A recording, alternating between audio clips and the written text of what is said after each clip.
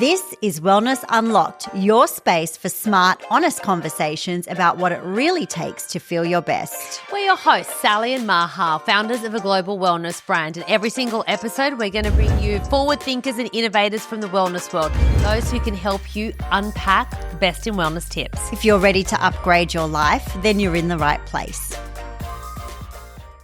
Welcome. Nice to see you. Thank you so much for having me. I've been so excited about today. Oh my God, we have been as well, actually. I know, it's so exciting. And congrats on the book. This is huge. It is huge. What made you want to do a book about protein? Because you've done so many. This is book number how many? This is book 8. Just a casual, this is book just a casual 8 books. Well, you know. I know. I stopped at 5. Yeah, 8. 5, I was like, okay, I got to tab It's a out lot. now. It's a lot. But I love chatting to you about books because you can actually totally you know the backstory well, because behind I know the work scenes. involved in a book, Absolutely, right? massive. And it's no small feat. No, the editing process, the thoughts, the flat plans, the designing, the layout, the everything. It is all consuming, but when it's finally done, it feels satisfying, amazing. right? It's satisfying. Absolutely, yeah. And also, I think the thing too is your books have had such a massive impact on people, right? Yeah. On the general population. Yeah. There pretty much isn't anybody who doesn't have at least one SDL book, you know, which is great. I think that's amazing.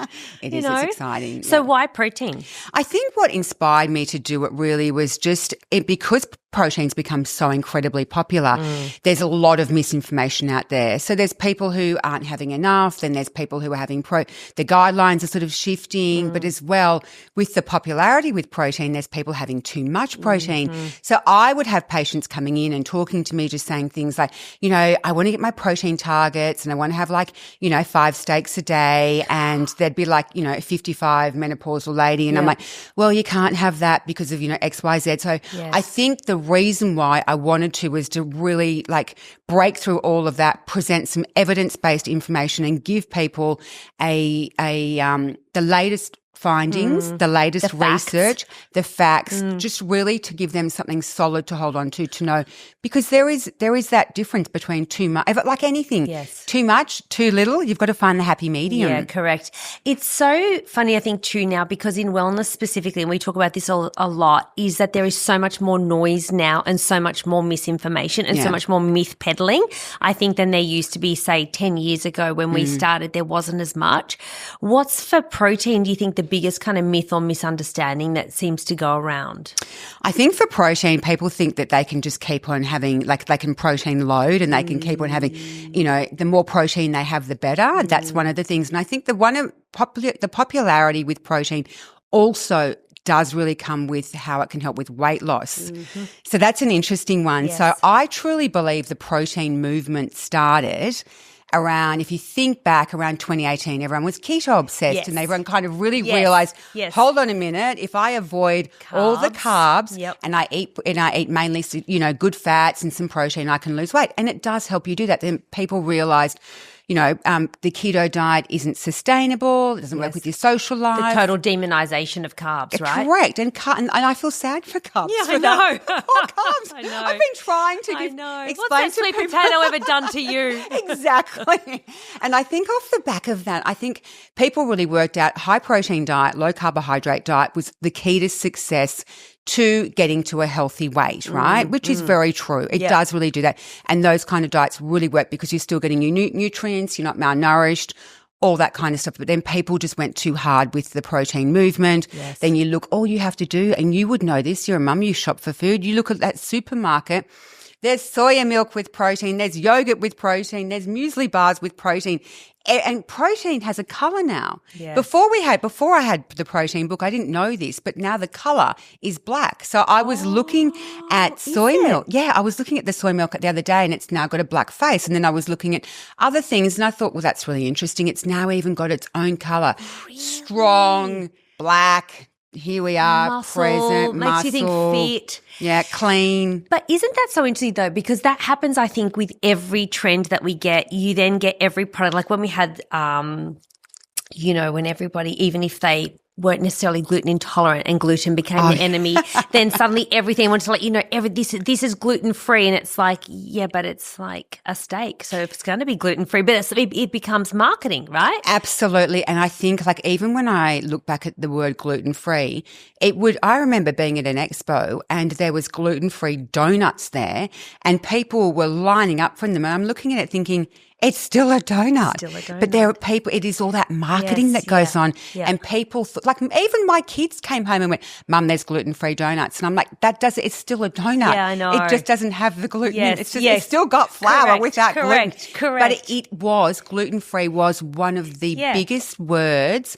for marketing words to draw people to a product as a false sense of it being healthy. And now that's protein. Yeah. And now that's protein. If you can get a chip is now like a protein chip and like everything. Protein popcorn. Yeah. Just if you put a protein in front of anything, you could probably sell it. And you know what's really interesting? Because when I as looking at these products, I was thinking, and even like with the soy milk in particular, and I'm a soy milk drinker, I was looking at it thinking it was an almond milk, with added protein. And I thought, oh, wow, that must have double the protein. And I'm someone who knows about manufacturing protein. And I thought, I wonder what it is for, per serve. And this is what's interesting is like 8 grams of protein is a cup of soy milk. Now, and if you look at a cup of almond milk, it's 2 grams of protein. But what they did was they added the soy milk and it only took it up to 10. So you're buying this product thinking, wow, this is amazing. I'm going to really go home and hit my protein targets. And you've only got like 2 grams more. So read the labels. The devil's in the details, isn't it? Yeah. Your approach to nutrition, I think, is always like really practical. Yeah. It's obviously embedded in science because of your background, but it's also really practical. Do you find that approach helps people, I think, cut through the confusion? Absolutely. And that's everything that I, like, even when I write my books, I have an editor that helps me and I submit them and she's like, okay. And she actually works at like, and I'm saying this in a nice way, but just dumbing it down for the lay person. My whole thing is just to really help. I want to help everyone. And the thing is, there's people who just don't understand a lot of the language that goes behind it. So I want to make it simple, easy. Every recipe has got an ingredient that you can get in a mainstream supermarket. I'm not going to, and I want people to understand, and what drove me to really simplify nutrition, make it easy. I love it when people walk up to me on the street and they go, oh, I got your book and I could understand it. Yes. And I didn't put it down because it was overwhelming. Yes. I mean, that's the message I wanted to really get through to people, just how easy nutrition is. And I often find that sometimes in the health space, there's people who like to, health professionals who like to flex. And they the bamboozle. And they flex with weird ingredients or big words. Yeah. And then if you try it, and I sort of look at them and think, why are you doing that? Do you think it makes you seem more superior than other healthcare professionals? No, at the end of the day, if you just cut through all of that, we've got the same message. I just want to give message to people that nutrition is actually easy. It is really doable. You can, everything's just got to be, recipes have to be easy, minimal ingredients, because that's the key to success and that's the key to keeping people interested. This is what we always say, like keep your wellness simple, start simple, don't have a 10-step program. No. Do one thing, build on it as you go. Like if it's too much, you'll just fall off. You're not going to do it. And the whole point is you've got to be able to do it every day. It's got to be a way of life. Yes. Wellness is a way of life. Yes, It's not A to B. Yeah. You know that. Yeah. It's a way of life. And I always say to people, what is the pressure? What is the rush? Are you on the cover of Sports Illustrated in a bikini?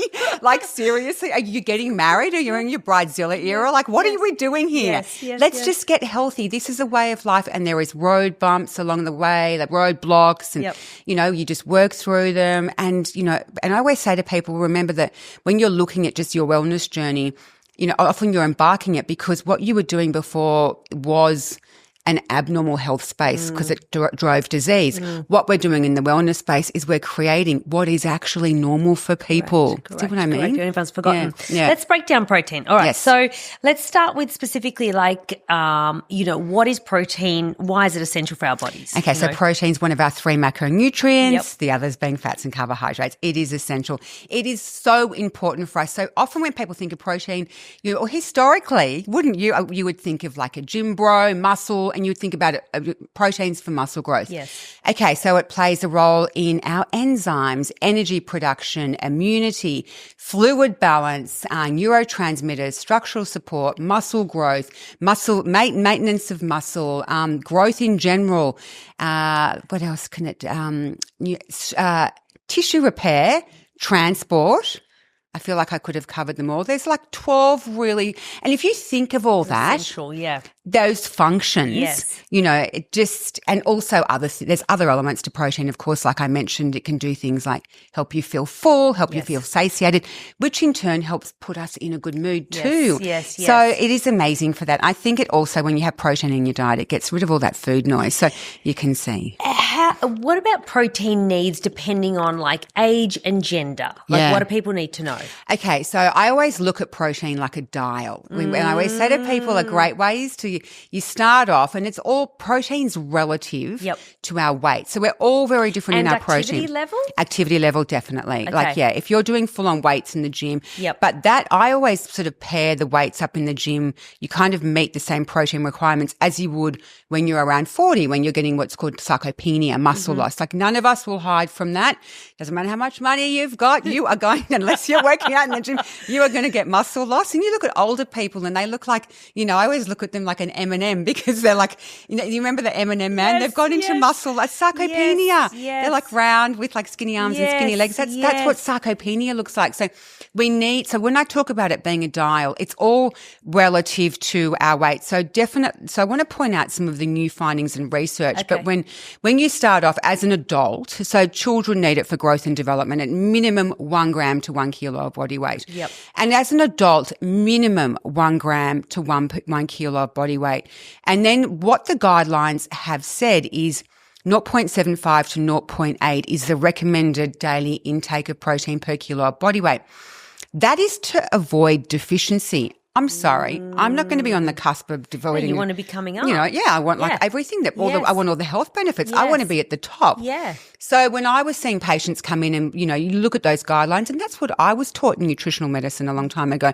That was the guidelines to look at, but that's just to avoid deficiency. That's not good, right? Yeah. So then you look at it as you get older, it dials up, and then when you're pregnant, it will dial up a bit more. You know, you need higher protein requirements. It depends on your level of activity. If you're in the gym, you're hitting weights minimum 3 times a week. I would say anywhere between 1.2 for a female, grams per kilo body weight, 1.6 for a male. Yep. But then when people hit 40, they should really start addressing their protein because of sarcopenia. Yep. And definitely the 50 plus, minimum of 1.2 grams per kilo of your own body weight. The dial for me will even get higher for the 65s plus because that's where we're really losing muscle. Yes. Muscle is so important for our stability, for our independence with aging, mobility, also blood glucose regulation, muscle's active tissue. Yep. So you think you need protein to feed for muscle growth, and the hardest group is the 65s plus because they might have issues with chewing or dentures or dental issues, or they're not. And then the appetite's not big. Well, you look at what they like eating. It's like creamed corn on toast. I look at my mum. It's a lot of white food. White food. It's a lot of, and what I think is so odd is my mum is somebody who raised us on a really healthy Mediterranean diet, and now as she's older has reverted back to what I call a very beige diet. A beige diet, and toddlers do the beige diet too. I couldn't wait for my children to get out of the beige stage. And they do that because it's easy to chew, it's easy to digest, because protein sits in our tummy for 4 to 6 hours. And so it's and a lot of people say things like, they get a bit of reflux when they're older. There's always a solution. Yes. There's great powders you can use. Yep. You can look at different formulas. You can look at plant-based proteins, tofu, silken tofu. There is always a solution. Smoothies are good ones. And I know you've got 100. You're the queen of the smoothie. I love a smoothie. You love a smoothie. Well, I love a smoothie because it's just such an easy way to put so many things I love that too. Into essentially one glass, and especially when you start to veer outside the very standard things of like spinach and banana, when you really start to get into stuff that you might not normally eat that you can hide in there. Yeah. Like I love that. Zucchini, cauliflower, you can put so many, if you're clever with your recipe kind of creation, you can hide so many things in there, including protein. Yeah, nuts as well. Nuts as good well. Fats, olive oil, so avocado. Good. Oh my God, Yeah. it's amazing. No, they're great. So then there's obviously such a thing as too much protein. Yes. And what's the side effect of that? Finance are spewing with you. They actually want to speak to you about your corporate card.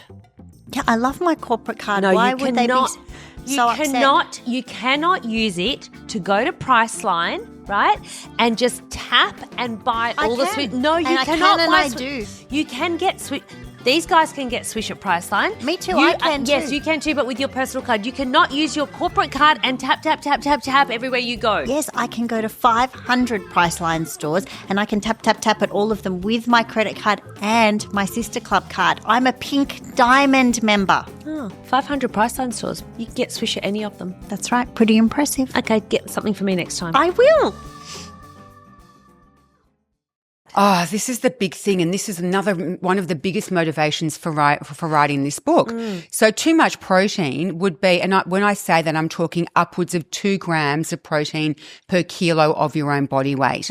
So what you'd be noticing, first of all, is weight gain. And this is where people get confused. They come into my clinic and they'll say, I'm having all my protein. I'm having 4 eggs for breakfast and I'm having 200 grams of chicken for lunch and then nuts and protein shakes and protein bars and, steaks for dinner. And I'm like, you've got way too much protein. Yes. What happens when there's too much? Well, your body's going to go, I've met my needs. Okay. So what the body does is it's called gluconeogenesis. It creates glucose. What happens then? Well, you got glucose in your blood. So then your body, if you're not utilizing the glucose, it's going to store then it's going to store. It's just going to drive away to your fat cells. And that's why you put weight gain.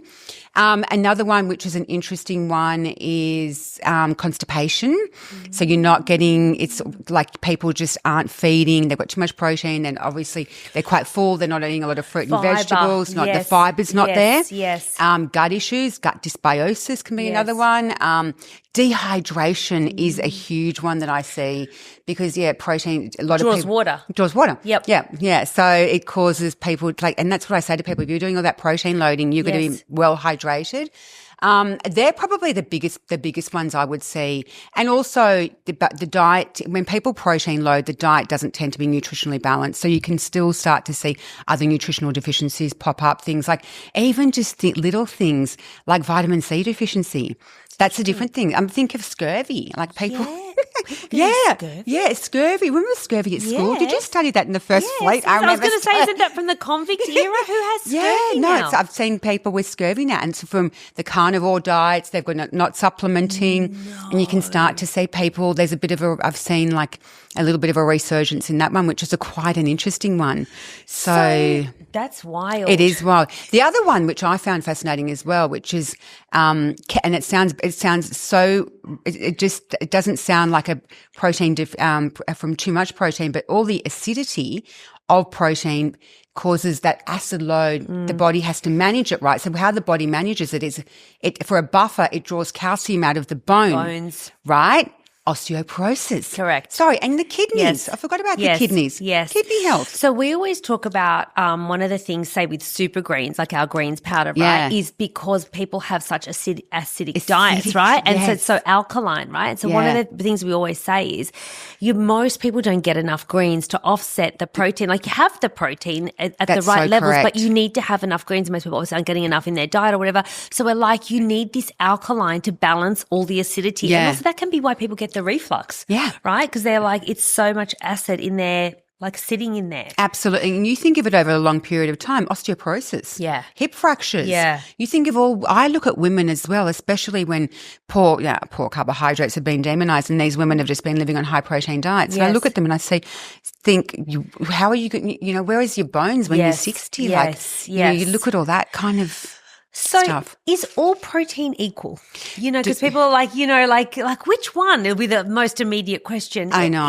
Are eggs as good as, if it's protein and you're hitting a number, does it matter the source? It depends. Okay. So animal proteins are complete proteins, which means they've got the 9 essential amino acids. Plant-based proteins aren't. But if you blend plant-based proteins with other plant-based proteins, for instance, like wholemeal bread and some beans, you can make a complete protein. Yep. Although quinoa is actually interesting interestingly, a complete protein. And isn't cottage cheese also a complete Yes, protein? it is, but that's animal-based. Yeah, Yeah, it is animal, I think when it comes to protein, it's always people should understand that the highest is chicken. So if you look at 100 grams of protein of chicken, it's about 30 grams of protein. And then it moves, and people often think a steak's got the highest amount of protein but it's actually the iron. And then if you move down, the next thing would be pork and turkey. You'd be sitting around. And this is another reason why I wanted to write the book, because people would come in and they thought, well, I'm having a steak and the steak's 100 grams. There's 100. And people would be like, well, I'm having a steak and I'm having this. And I'm like, okay, so just vaguely for animal-based proteins, look at it and think it's a third. Mm-hmm. So a third and under. So then things like pork and turkey would sit 27, 28 grams per 100 grams. And 100 grams isn't a lot when you think of like the palm of your hand looks about 100 grams. Or imagine like the small tin of tuna. Yes. Right? That's an easy visual. Yep. Then you sort of move down to steak being around 25-ish. Fish ranges from shellfish would be around 20 up to sort of like salmon and tuna steaks, 24 per 100 grams. But then you'd get like tofu, 100 grams would be about 18, 19. Then when you look at legumes, half a cup would sit – a cup of different legumes like your chickpeas, beans, and a cup's quite a lot. Yeah. That's around 16, 17 grams. Then you would move down to like half a cup of Greek yogurt would be 12 grams, a glass of milk, 9. I want to point out when it comes to cheese, a serving of cheese, interestingly, like and this is about, and also understanding cooking protein as well. So the more dehydrated the product, the less water in the product, the higher the protein. So cottage cheese would have like around 10 grams of protein for 100 grams. Yeah. But 100 grams, which is a lot of pecorino, has about 36 grams of protein because it's dried and it's aged. But if you think, Sal, because it's watery versus, but if you get because you're getting so much more. More because it's dried and aged. That's right. But it's the same with cooking meat. So if you look at a piece of raw meat and you go, right, that raw meat's like, 30 grams of protein when you cook it and then cook it down. So if you look at that cooked versus raw, the cooked has more protein in it at the same weight because it's been dehydrated. So there's all these little interesting things. That's what I wanted to that's good. You've spelled that out in the book. Yeah, I've been writing all of that kind of stuff I've put in there. What are the like kind of non-negotiables for you in your protein? Like what's your kind of staple routine that you follow? For me personally, I would never skip a meal. I live very aligned with circadian rhythms and how my hormones are stacked against it. It's a non-negotiable for me. Every single meal has to have a source of protein, no matter what. Yep. I start my day, I'm not a really savory girl in the morning. Yep. I like sweet. So I love fruit but I always have it with a Greek yogurt. Now, Greek yogurt's got 1.5 times the protein of plain yogurt. Yeah, so I do Greek yogurt. Sometimes I put protein powder through it if I know I've got a big day and I might not be able to get to mid-morning. Occasionally just a scoop to stir through it. And I'll tell you right now, you are incredibly full when you do that. Seasonal food, I do fruit. I do love the protein from seeds. Yes. So I definitely throw chia seeds. It also hits the omega-3. Yep. Mid-morning would always be like something plant-based, for example, like a handful of cashews. 30 grams of cashews is around 4 grams of protein.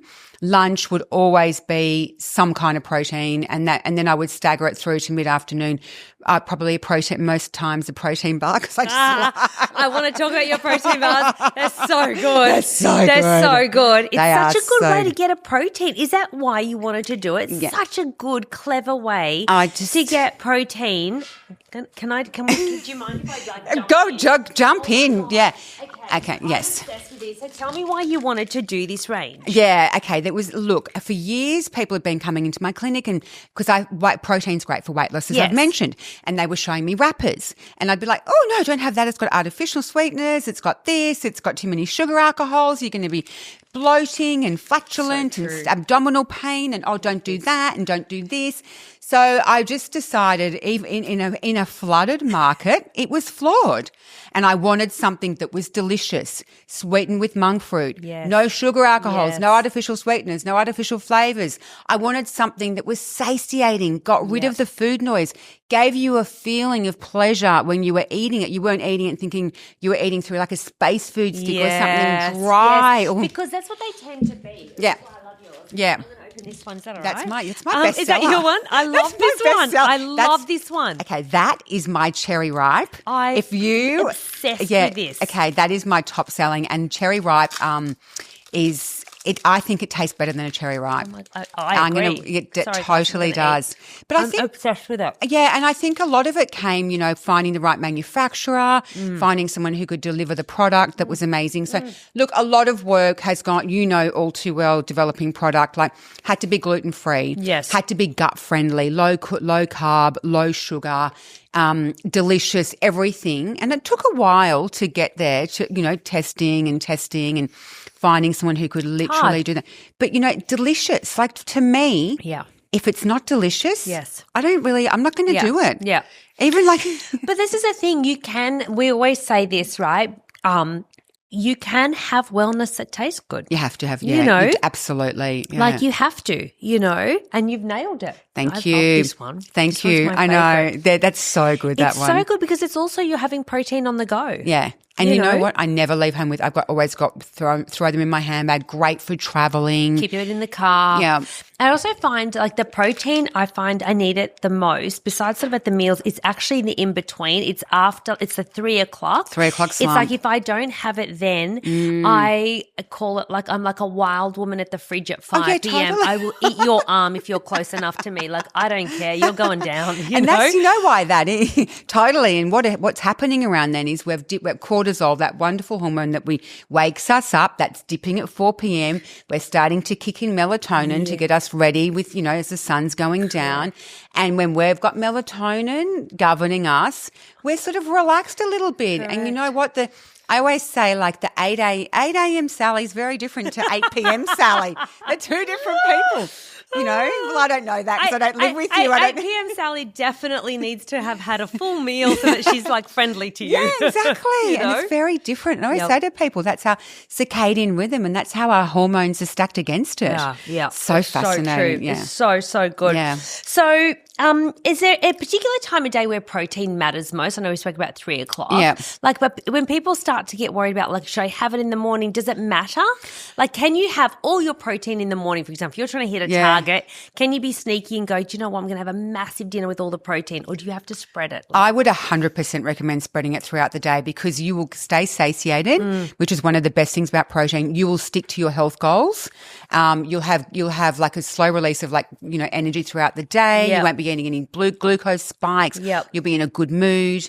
I sort of feel like hitting your protein targets is something that it's definitely spread out during the course of the day. After exercise though is a good time. I mean, you often hear things like after exercise, people can come, say things like, I'm going to have my protein shake. We're in an anabolic phase after we exercise for from anywhere up to 2 hours where, our body's rebuilding, after that training. So it's nice to have protein. So I always recommend within 2 hours of exercise, some kind of protein, any kind. Like if you're a vegetarian, there's so many options out there, even protein shake, a protein bar, having a steak, like whatever. So it's always, I always think try and time your meals, your training where within 2 hours after you can have a good meal, but otherwise spread throughout the day. What if people are saying to you, I'm going to go look for a protein to add to my shake? Yeah. What do you suggest they do? Okay, so obviously my first top choice would definitely be a whey protein isolate. Yep. It's clean, it's isolated protein, it's so easy on your gut, it's easily digested. That is my top. And then it depends on you, if you're a vegetarian and you can go vegan. If you're vegan, you might do plant-based protein powders. Yep. Other proteins I love, surprisingly, silken tofu is a good one to add. It really thickens up your Love smoothie. it. It's so so good. No one's doing that enough. Yes. You could throw an egg in there if you wanted. Yes. I always get worried of salmonella and things like that with raw eggs. I do. Do you do a raw egg? Yeah, I do a raw raw egg is so good. But I do it particularly in a flavour where it's hidden well. So chocolate is excellent. Yeah, with a raw chocolate's egg. good. And I do an organic It's like egg. eating cake mix. It's like eating cake mix. Yeah. I do take the risk, but I find the chocolate hides the flavour. It's not eggy. Not It's eggy at all. amazing. Yeah, and the other one is definitely nuts and nut butters, Yes. plant-based protein. So I Yes. find those ones are excellent as well to add into shakes. Yeah. What's the best thing about your work? The part that still makes you, even after all these years, just light up? When I have someone come up to me and say to me or write me an email and say, and I'm just actually getting goosebumps right now, and they just say, you changed my life. And I really am. I'm like actually covered in goosebumps. And because I get these emails all the time. Sarah, I'm off my medication, all my medication. When I wrote my book, The Liver Repair Plan, I was repairing liver disease in 4 weeks that people hadn't done for 20 years. I had those case studies on Sunrise come on with me to have people just say, I've got my life back. I'm off all my medication. I'm dating again. I'm in a size 10 or an 8 or a small, all the non-scale victories of I'm sleeping well, I'm off my sleep apnea machine. Like, I think what drives me at the end of the day, I just feel like it's a funny thing. Like I've got TV and books and clinic and my own podcast and product. And sometimes my parents go, what are you doing? And I said, I don't know. I've got a calling. Yeah. I said, it's a calling. Like, it's my life. This is my work. Yeah. I do come from a medical family. Father's a psychiatrist, brother's a chiropractor, mother's a nurse. Sister's a psychologist. We're all into that. That's how I was brought up to help people. But I also know. So a real family of underachievers. And I do really like a lot of that. It does have a lot to do with, the conversations around the dinner table but I think helping people is incredible. I do love the work. I love the space changes. Yeah. The space is forever changing. I mean, there's so many, it's much, I'm such a geek. Every morning I'm up at 4 a.m. and the first thing I do is I read every global study I can find. I love a good meta-analysis, and I'm like, wow, so I read every day. I want to know the latest information, and what I want to do is I want to show people that it is an easy way. It's easy. Yep. It's doable. It's achievable. Yep. And I feel like that. It's just this weird calling that drives me because I just love what I do so much. I know, and you can tell. Love it. You can tell. It's infectious. Yeah, I love it. It's just incredible and very just really rewarding for me just to know that my study, everything that I'm doing can help others. And you are. And I actually really care about people. I think I just really care about, I just want people to do well. I'm always in there supporting the underdog and you can do this. And I love being a cheerleader to someone. And you are. And it's just nice. I know. What's next? Dare I ask? Okay, what's next? Very full plate. Yeah. Okay, so what's next is I'm really excited about this. I've just finished writing my diabetes book. So that's going to be out in June next year. That's super exciting. More product. Great. So what else can I buy from you? Well, hopefully, fingers crossed, powders. But I'm definitely going to stay in the food space. Yeah, that's great. So yeah, I feel like everything about me is making food simple, easy, achievable. So just kind of looking at playing around with just what I can do in the food, getting actually recipes from my books and that people make and working out how I can make that with shelf life. That's good. Yeah. So just using things like citric acid and stuff, finding how you can get shelf life to a product like, making your own dressings at home. So I've got all these fantasy ideas. Now, nothing's set in stone, but I'm not. I feel like I'm only at the start of my journey. Weirdly, I've been doing it for a long time, and yet I've just got so much more to give. Yeah. And then it's what makes me happy. Watch this space. SDL, thank you. Oh, thank you so much. What a pleasure. It was so fun. What a great way to start my day. Good. So good. Thank you, darling. Thank you. If you enjoyed this episode, then make sure you subscribe, like, download, share, all the things. All of the things. And of course, everything you need to know is in the show notes. If you need any more information, don't hesitate to find us at swiish.com. And as always, all the information provided is general information and not medical advice.